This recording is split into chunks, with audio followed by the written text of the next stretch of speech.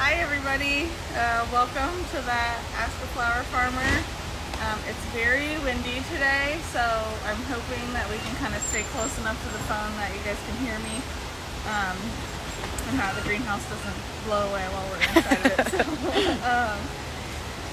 So it's very sunny here today. It's going to be 68 degrees. It's crazy that it's February and it's this warm, but we're just enjoying the sunshine. In Ohio, we're usually not very sunny in the winter, so any days that we have that are not gray and cloudy are a success for us here in Ohio. So we're joining you from the greenhouse. We harvested the first flowers of the season. Last week we harvested some anemones, but this week we harvested the first of the pre-chilled tulips. So our goal is to usually hit right after Valentine's Day, but since it has been warm, they surprised us and they were ready this week. So did some emergency sales to some of our florists this week to go through some of the tulips that we have. So if there are questions that you have about what we got going on here, kind of like what's growing, we teach a greenhouse class with the Gardener's Workshop. So right now we are just had week 6 of the class, so towards the end. So if you are one of our students, there's one more wrap-up webinar session that happens on the 28th. So if we missed any of your questions, you can also post them in that Facebook group and they'll get added to the wrap-up webinar session. So we just wanted to kind of, since we don't do farm tours and you don't get to see everything like live, this is the opportunity to kind of see what we got going on right here. So what's happening right now these are irises here. We've got a couple different successions. So there's something else that we have growing in crates this time of year to help with decay time. And then this row here is the first succession of tulips that got planted, the pre-chilled. So we do the 5-degree tulips, and so these ones were planted, I think, 51. We usually root them for 2 weeks with a cover on. If you have any questions about our method, Julia has posted on the Sunny Meadows page kind of details as we've gone through the process. So because we are cloudy, we do it a little bit differently. We don't root in the cooler like some folks would. We're able to root in the greenhouse. These are directly on the ground, and this house is minimally heated, so the ground stays cool enough with them covered for these successions to root and then get the top growth on them. So if you take 2 weeks of rooting period before we take the cover off and expose them to sun, and then they start to grow. This variety here is Salmon Impression, so it looks like we're gonna have a few to pick today. Even something like this, these ones blow up really fast, especially once it's warm. So we'll definitely come back out this afternoon and pick again. So that's something that happens with tulips, is that sometimes you're out here more than once a day, especially if it's sunny and warm. We don't cool the greenhouses in any way, so if it's nice, then those blooms are going to open up really fast. Someone asked, do we sell wholesale to florists? Yes, so all of these flowers right now are wholesale to florists. We don't have anything available retail right now since we're just at the beginning of the season. We sell locally and we also ship, so we have an online store where florists can buy. We also have anemones blooming right now, which you'll see in another house that we're going to walk into today. And this is the very beginning. So like the ranunculus, we saw a few ranunculus buds when we were walking around today, but our objective is to have flowers March through Thanksgiving, and then do Christmas wreaths in December. So yeah, if you're interested, we've we've got a wholesale list where we sign folks up because we do the season extension. You know, sometimes we find even other flower farmers are good customers of ours because maybe they have an event and they didn't, you know, they don't do the season extension or they don't have enough volume for the specific colors that they need. So someone wants to know the online, like what our link is for our online store. it's smffwholesale.com, or if you go to Sunny Meadows Flower Farm and click on the wholesale link, there's more information about how to get set up as a customer and some of the resources we've created. We've got a tulip catalog, a ranunculus catalog, a peony catalog. What else am I missing? Dahlias, mums. So we try to like lay it all out there, but you can also see once you're signed up as a customer our availability by the week number. So if you know that you have an event in July or whatever, you can search that week number to see like what we might have at that point in time. So yeah, right now it's just the very beginning of the season, which is exciting. This baby's gonna pop the same time all these flowers are. We're only about 3 weeks out from baby time, so that's kind of right in tune with the season. Yeah, which is pretty exciting. My teams can do a great job. Let's see, this is succession number 2 next to us. So you can see that they're behind these bigger ones. So I think that they were 3 or 4 weeks behind the first succession, with the objective of, you know, having multiple successions that kind of take us into outdoor time. Row 3 over here last year was the tulips, but this house gets warmer because we have the seed house connected to it, and we have another house that's more in the shade. So we actually decided to do the 3rd succession of tulips in a different house with the idea of being able to keep them cooler, since we do the rooting period in the greenhouse. Someone asked, what is your favorite spring crop to grow and why? Favorite spring crop? I mean, ranunculus is the most profitable, so that's something, I would say ranunculus, but I love the smell of stock and freesia, like when they're in a house together and it's a day like today and it's warm and you walk in there, it just is like intoxicating. I feel like it almost, I like to think it smells like the beach, but maybe that's just me dreaming that that's where I'm at.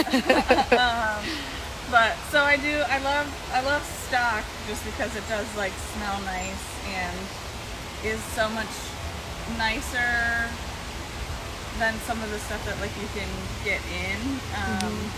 And so, but ranunculus, you know, everybody loves ranunculus. I think anemones get kind of overshadowed by ranunculus season. I think that they're just as nice as ranunculus. So I don't know. It's like asking someone to pick your favorite kid. It's kind of a hard question to answer. So as you can see within the different like successions, we also have different varieties that will have different bloom times. So they kind of get successioned in that way too. The Salmon Impression is an early one. These ones here are one of the latest ones. So these ones are probably Finola because of the way that the growth pattern is, and they're so far behind. Let's see. And then we've been picking a lot over the past couple of days because it has been nice. So these were avant-garde, but most of them have been picked, so they'll pick the rest of them tomorrow. So we're pulling the bulb out, which is why some of them look like they're kind of falling over. Hey, don't walk across. The dogs are nervous because it's windy out right now, so the greenhouse is making a lot of noise. And then this one's a new one for us this year called Marvel Parrot. We usually do Mysterious Parrot, but they didn't have them available this year. They already picked today, so these are the ones that have been left behind. We're going to pick tomorrow. Some of these you could pick if you were picking harder for storage, but most of these we've been like selling right away, so we haven't been picking super hard.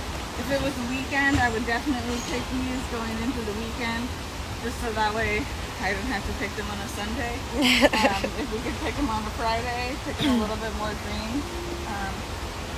Yeah, so that's what's going on with our tulips.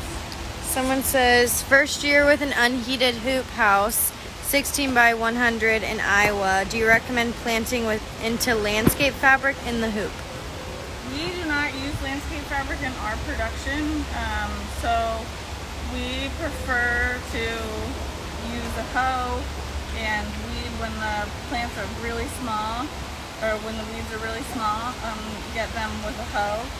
And the landscape fabric, I feel like for us personally, it's hard to put down. You still have to weed the holes, and it's like not something that we have time to like rip up afterwards. So we choose to use a hoe and deal with weeds in that way. Also, bed prep helps with that. If you can prep the bed, and then, you know, in the field we would do a stale bedding where we go through with the tractor, but what we do in the greenhouse is we just like use a rake and just kind of disturb the soil a little bit. So if there are any weed seeds that have germinated, those little white thread weeds is when you want to get them. Then it, you know, gives you a nice clean like bed to plant into. So that's what I would suggest instead, but that's just our personal preference. I know a lot of growers out there use landscape fabric, but we really only use it, you can see it on the floor, like in here, so we use it more as weed barrier in like more permanent spots. So around the edges of greenhouses, around like maybe woody perennial stuff, but even those we've sort of switched to just doing more like mowing and cultivating, even with the woody stuff, for the same reason. You gotta weed in the holes, and that still is something that then you have to do that by hand, and we prefer to use a tool when we can. Let's not trip over this stuff. Yeah. Someone else said, what is your process for waking up your dahlia tubers? About how long until they show an eye? Our process for waking up the dahlia, well, so we pull them out of the cooler, and then they don't all show an eye before they get planted. So it just kind of depends on how long they've been pulled out of the cooler, because that's where we store them. Usually by the time we get to them, by the time we're done planting, they have sprouted eyes, just because we plant so many that we don't have time to like get them all in right away. But yeah, just putting them somewhere warm. I mean, we do propagate dahlias, and so for those are on a heat bench, but like you don't need to do that in order to plant them. Like they don't need to be sprouted in order for them to go in the ground. So they will just sprout once the soil is warm enough. Okay, we're gonna walk through another greenhouse and then into the new greenhouse. So doggies, you coming? Come on. Let's walk through greenhouse 4 because it's Okay. got the most stuff going on in there.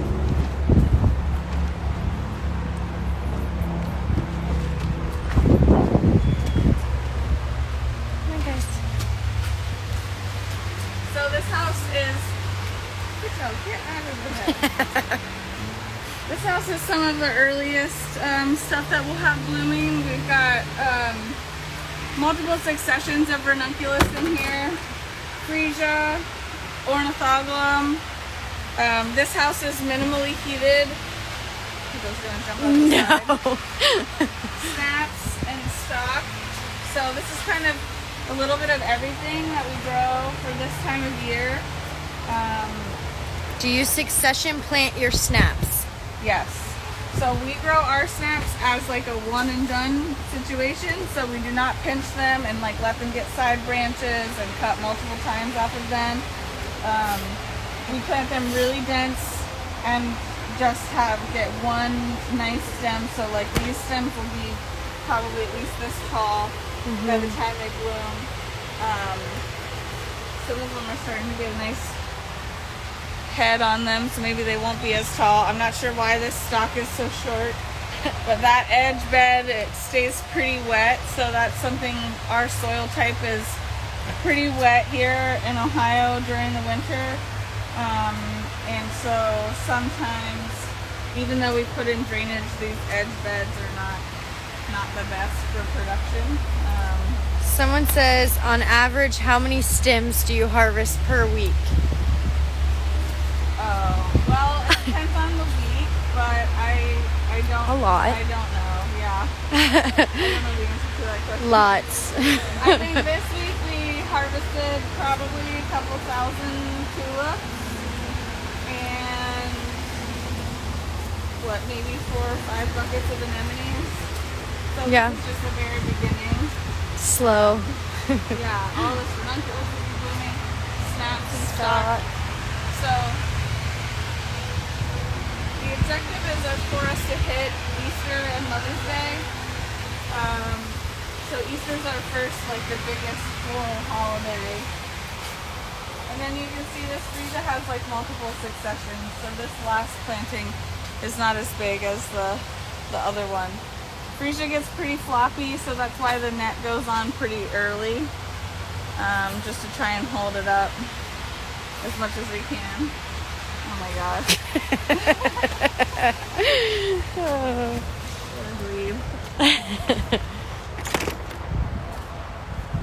Yeah, so we have 17 greenhouses here. So, this is our 16th year growing. So most years we were putting up at least 1 or 2 greenhouses kind of as the farm progressed. So if you're seeing this and thinking this seems like a lot, it's if it took us a long time to get to this point.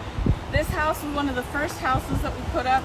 When we put it up, it was just a high tunnel. It didn't have heat.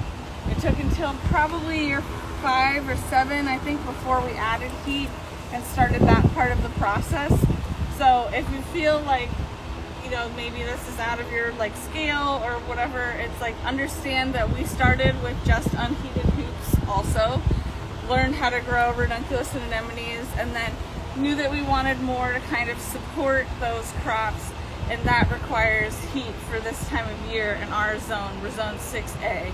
So to have stock or to have snaps for Easter or Mother's Day, to grow the ornithogalum and the freesia, we needed to add heat to the production to help extend the season even more. So in unheated tunnels, you could have anemones and ranunculus probably in April here, maybe end of March. We've got one anemone bed that's starting to produce, but I think it's just because it's been so warm in the unheated coops. But for us, with the heat, we can have flowers starting typically beginning of March, end of February. So someone says, how many weeks apart do you succession plant your ranunculus, and how many successions? So I think we do 6 or 7 successions, starting week 42, and then they're about every 4 weeks. So, and then within that, some of them go into the heated and some of them go into the unheated in every succession, and that also helps spread them out. Whereas the first heated ones are gonna bloom, and then the second heated ones are gonna bloom, and then I think it's the third heated ones bloom, and then the first unheated ones bloom. So it just kind of helps us so that we try and have white and salmon in every succession, so that way it is a consistent supply of the colors that we know that people want to buy. Because ranunculus are only going to produce for you 5 stems per plant, whereas anemones are going to produce until it gets too hot. So they're a little bit different.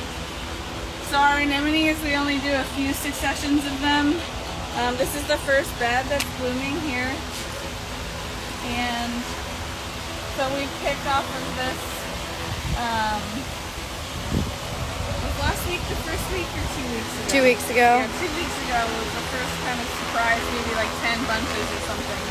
These So fans are loud. really loud. Maybe in the middle. Yeah, maybe let's move so that we can, should have turned the fans off.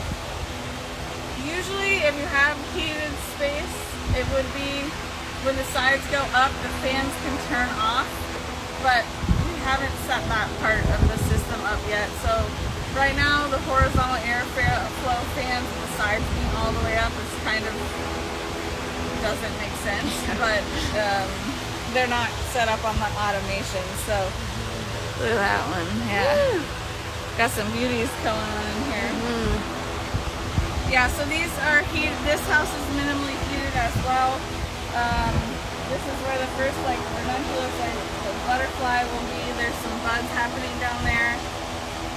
We got a couple other beds of ornithogalum, and then poppies on the other side. Someone's asking how much the electric bill is. Well, we're on natural gas here, so that's how they're heated. So we have 17 greenhouses, about half of them are heated. I'd say the gas bill is somewhere around $1,800 a month because they're minimally heated. So we're not heating them to like 65, 70 degrees. We're only heating them to about 40, 45. With the idea of just like you don't want the plants to like go dormant or be frosted on.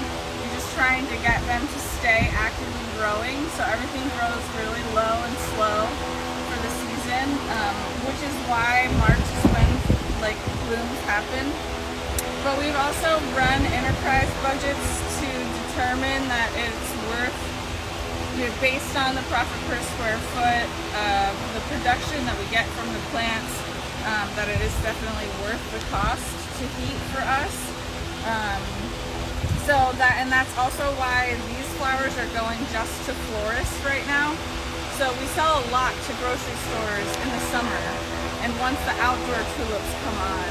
But right now the grocery stores can't really afford this heated greenhouse stuff because it does cost more to produce. So the cost is higher. Like, you know, something like our tulips, our outdoor tulips cost $15 to Florist, but the greenhouse tulips cost $20 because there is more input into the product itself. So that's definitely to take into consideration as far as your cost of production. So that is something that we talk about in the greenhouse costs.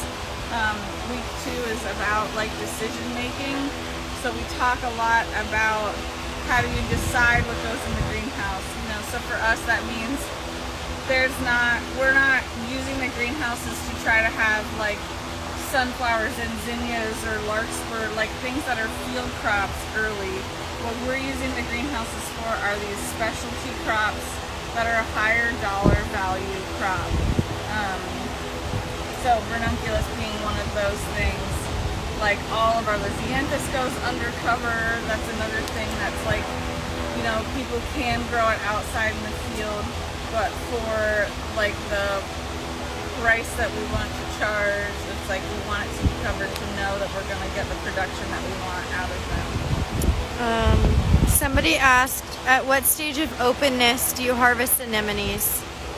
That is a very good question. Okay. So anemones are a challenging one because they open and close at night. So it's sunny right now, so they're open, which is helpful when you're harvesting. So something like this one here is like still developing and needs a couple more days. This one here, it maybe opened yesterday for the first time, but we want it to open 2 or 3 times before. And you can see that they're starting to get a little bit of distance away from the collar. And so that's kind of, you're looking for the petal development and the distance from the collar, because they kind of like get flatter and the petals get bigger. This is an example of one we would pick, and it's sunny right now, so it's starting to open, which makes that decision easier. But it's got some distance between the flower and the collar, and the petals are fully developed. So if you pick them too tight, then they're gonna open, but they're gonna be like really tiny. So the more that you allow them to develop, the like larger the petals are going to be, but you want to make sure that you get them before the center starts to create pollen. And I don't think that there's any in here that are too old because we've been staying on top of picking them. But that's definitely something that happens. You'll see if it has a flower head that has, you know, like a huge amount of distance between the collar and the flower, then it's not going to last very long. So, let's see if there's any here. Yeah, like all of these are pretty... Maybe that. Yeah, all of these are like pretty fresh still. It's like even though these petals are loose, it still isn't like creating pollen. Yeah. That one's kind of like borderline. Yeah, that's... But you can see the distance here and how loose the petals are. So it's like probably in the next day or so that's gonna start to shed pollen in there and then like be too old. So there's a lot in here that are too tight. And every variety is a little bit different. These ones are one of my favorites. But as far as how much distance it gets between the like collar, like the pandas tend to stay a little bit tighter, but you just want to make sure that these petals are nice and full, so you can see the difference between like that's too tight, that one's too tight, that one maybe tomorrow I would pick, this one's too tight. And somebody else says, do you ever use shade cloth? We do use shade cloth in the summer, so I think that in Ohio we're pretty cloudy and gray in the winter, so we don't really need to use shade cloth this time of year. We do have shade cloth that we put on in the summer, like for Lysianthus. But what we've found is that I don't know how much we need it here just because of our conditions. So it kind of depends on where you are. If you're somewhere with high sun, Colorado, Idaho, I know those are places definitely that you need shade cloth. You might even need to cool the greenhouse, because if it was like sunny like this, you know, even if it's 20 degrees outside, it still might be too hot in your greenhouse. So that's something else that we talk a lot about in the greenhouse class. Ventilation is definitely key to keeping the crops, you know, you don't want an intense like temperature swing in the daytime. I mean, on a day like today, everything's fully open, it still is warm in here, like you can't avoid that. But as far as condensation goes, like that's something that happens if it's cold outside but it's sunny and it's getting, you know, 80 degrees in here, but it's going to be 20 at night. That significant like change in the temperature can really affect the plant growth and cause more fungal like disease issues. So if you have more condensation, that's going to cause botrytis especially, but other issues. So there's a whole week on that in the class. Week 5 talks about all the greenhouse management strategies that we have put in place, and yeah, some of that also varies by region and just how much sun you get, how cold it gets where you are. We only have a couple minutes, but 2 more questions. Yeah. How many anemones do we put in a bunch is the first one. There's 10 stems in a bunch. And then when is the greenhouse class? So the greenhouse class, we just are wrapping up for this year. So it gets sold again in the fall and then happens in the winter, because that's when most of the time happens that folks have the availability to do class time.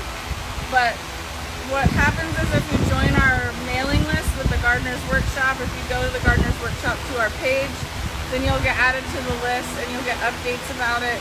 But we also throughout the season send like information. So we have a list of like our favorite pre-chilled tulips that's coming up as the next like thing going out to the newsletter. So there's more information on the website, and also joining the list means you get some of that stuff. So we talk about, I think some of the other things we're going to be sharing this year are building the PVC house,